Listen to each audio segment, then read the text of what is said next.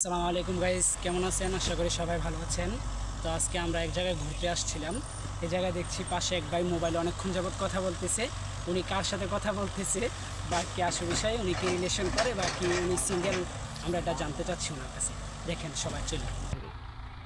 আসসালামু আলাইকুম ভাই, ডিস্টার্ব করতেছি? হ্যাঁ, দাঁড়ান একটু দাঁড়ান।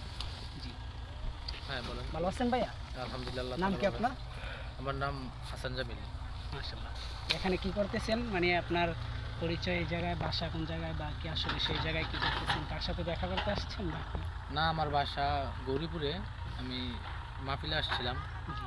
তো এখন বাড়ি থেকে কথা বলতেছিলাম আর কি। বাড়ির আচ্ছা, আমরা মনে করছিলাম আপনি কোনো মেয়ের সাথে কথা না, বলতেছিলেন না বা ভাই। কি আসল বিষয়ে, না, আমি না তার ভাই। জন্য আমি জিজ্ঞেস করছি। আপনি না ভাই, আমি মেয়েদের সাথে কথা বলি না। এটা আমার পছন্দ না। আপনি মেয়েদেরকে পছন্দ করেন না? পছন্দ করি, তবে ওই দিক থেকে পছন্দ করি না আর কি। যে ভালোবাসার দিক যে দিকটা আছে না, ওই দিকটা আমি পছন্দ করি না। জি।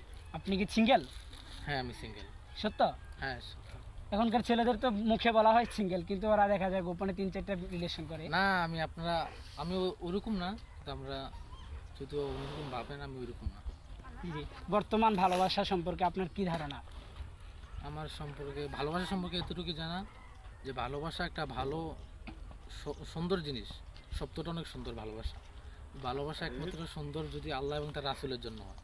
আর আমরা দুনিয়াতে যে ভালোবাসার দিকটা দেখতেছি, এটা আমরা মনে করি যে এটা অন্ধকার জগৎ, মানে খারাপ একটা জিনিস।